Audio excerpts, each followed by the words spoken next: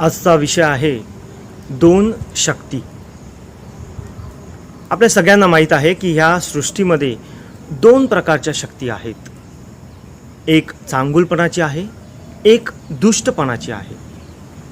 एक प्रकाशाची आहे तर एक अंधाराची आहे. एक अलौकिक आहे आणि एक लौकिक आहे.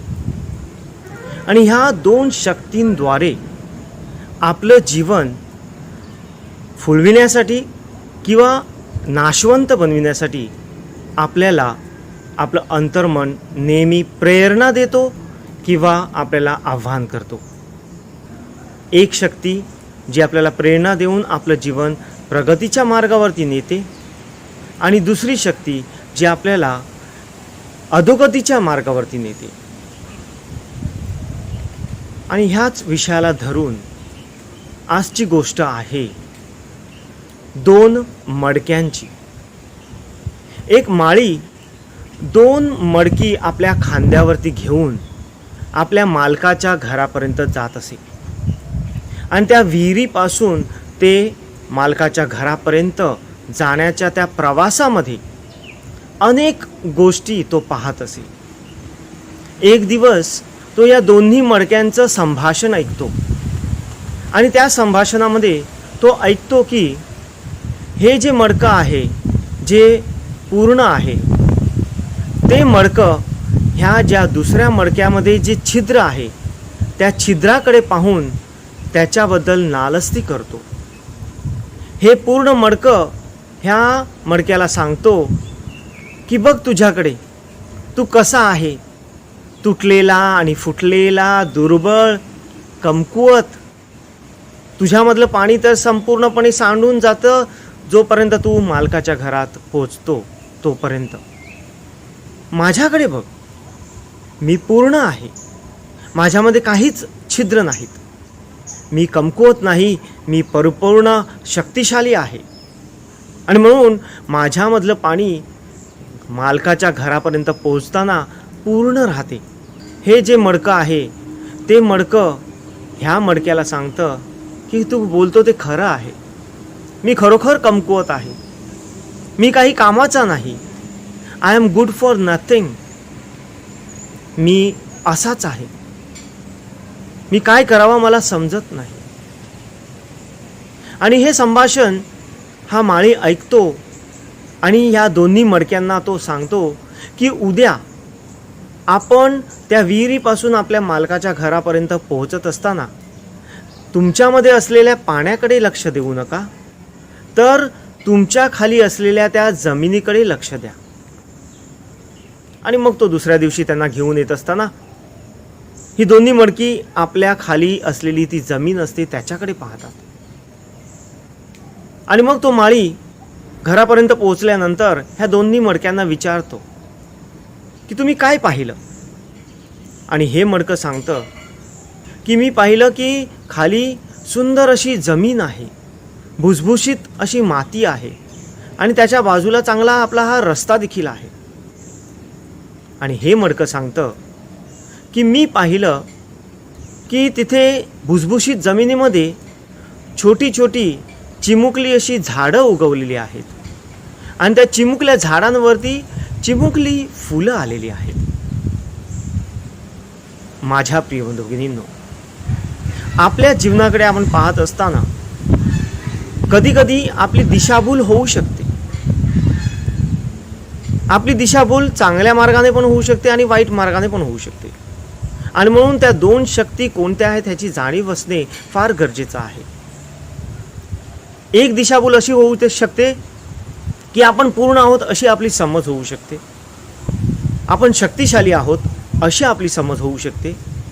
परंतु आपल्याला मग जाणवतं की आपल्या प्रवासामध्ये फक्त ती जमीन आहे तशीच राहिलेली आहे, त्याच्यात काही बदल घडलेला नाही.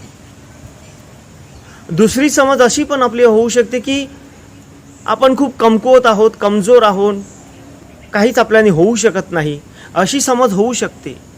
परंतु परमेश्वर आपल्या त्या प्रवासामध्ये आपल्या हातून सत्कार्य घडवून आणतो. आणि म्हणून माझ्या प्रिय बंधू भगिनींनो, या दोन शक्तींवर आपण चिंतन करूया. प्रेरणेची जी शक्ती आहे ती आपल्याला आपला विकास घडवून आणण्यासाठी सहाय्य करते आणि दुष्कर्माची जी शक्ती आहे ती आपला नाश घडवून आणते. उदाहरणार्थ, आपल्याकडे धन आहे, आपलं जे धन आहे ते चांगलं आहे आणि आपण धनवान असावं, आपली प्रगती व्हावी. परंतु कधीकधी आपण पाहतो की हे धन आपल्याला गर्विष्ठ बनवित आहे. ह्या धनामुळे आपण आपले स्वातंत्र्य गहाण ठेवल्यासारखं झालेलं आहे. कारण ह्या धनाची निगा घ्यायची आहे, हे धन साठवलेलं आहे ते सुरक्षित ठेवायचं आहे आणि म्हणून मग आपण स्वार्थी बनायला लागतो. आणि हे धन आल्यानंतर आपण मान सन्मानाने वागण्याचा प्रयत्न करतो. इतरांनी आपल्याला मान द्यावा, सन्मान करावा आणि म्हणून आपलं हृदय नेहमी त्या मान सन्मानाच्या दिशेने वाटचाल करतं. इथे आपली हृदये विभागली जातात, भेदभाव निर्माण होतो.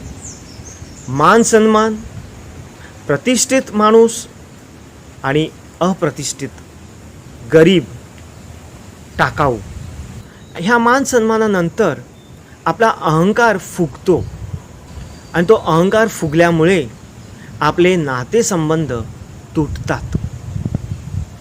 दुसऱ्या बाजूला धन नाही आहे, कदाचित कमी असो, मध्यमवर्गीय आपण जीवन जगत असू, आपल्याकडे थोडंसंच असेल, परंतु आपण जे काही आहे त्याच्यामध्ये आपण समाधानी असतो आणि आपण इतरांवरती, ह्या निसर्गावरती, ह्या देवावरती अवलंबून आहे अशी भावना आपण जोपासत असतो. आणि ती भावना जोपासत असताना आपण एकमेकांना सहाय्य करतो आणि म्हणून समाधानी जीवन जगत असताना आपण निस्वार्थी बनतो, एकमेकांना सहाय्य करतो आणि ह्या निस्वार्थीपणामधून आपण हृदये जुळण्याचा प्रयत्न करतो. कारण आपण एकमेकांबरोबर संवाद साधतो, एकमेकांना सहाय्य करण्यासाठी आपण धावून जातो आणि त्याद्वारे एकमेकांची हृदये आपण जुळण्याचा प्रयत्न करतो. आणि ही एकमेकांची हृदये जुळल्यानंतर आपली नातेसंबंध घनिष्ठ होतात, आपल्यामध्ये एकोपा येतो. एकमेकांना सहाय्य करीत जीवनाचा हा प्रवास आनंदाने आणि सुखकर बनविण्यासाठी आपण प्रयत्नशील असतो. आणि म्हणून माझ्या प्रिय बंधू, आपल्याला कोणती शक्ती प्रेरणा देत आहे किंवा मोहात पाडित आहे? चिंतन. ह्या दोन शक्ती माझ्यामध्ये कार्यरत आहेत ह्याची मला जाणीव आहे का? मी कोणत्या शक्तीच्या प्रेरणेने जीवन जगतो? माझ्या जीवनाचा केंद्रबिंदू कोण आहे? धन, मान सन्मान आणि अहंकार, की समाधान, सहाय्य आणि समेट? मी हृदय जुळविण्याचे कार्य करतो की हृदय तोडण्याचे? मी स्वार्थीपणाचे जीवन जगतो की निस्वार्थीपणाचे? ह्या दोन शक्तींची जाणीव करून आपलं जीवन सुंदर बनविण्यासाठी आणि इतरांचं जीवन देखील प्रगतशील बनविण्यासाठी आपल्याला सहाय्य लाभावं म्हणून ख्रिस्ताच्या आत्म्या ही प्रार्थना आपण एकत्रितपणे करूया. ख्रिस्ताच्या आत्म्या मला पवित्र कर, ख्रिस्ताच्या शरीरा माझे तारण कर, ख्रिस्ताच्या रक्ता मला व्यापून टाक, ख्रिस्ताच्या कुशीतील पाण्या मला साफ कर, ख्रिस्ताच्या दुःखा मला धीर दे. हे उत्तम येशू, माझे ऐकून घे. तुझ्यापासून माझा वियोग होऊ देऊ नकोस. दुष्ट शत्रूपासून माझे रक्षण कर. मरते वेळी मला बोलावून घे. मी तुझ्याकडे धावत यावे अशी आज्ञा कर. सर्व संतांबरोबर मला तुझी स्तुती सदैव गाऊ दे. आमेन.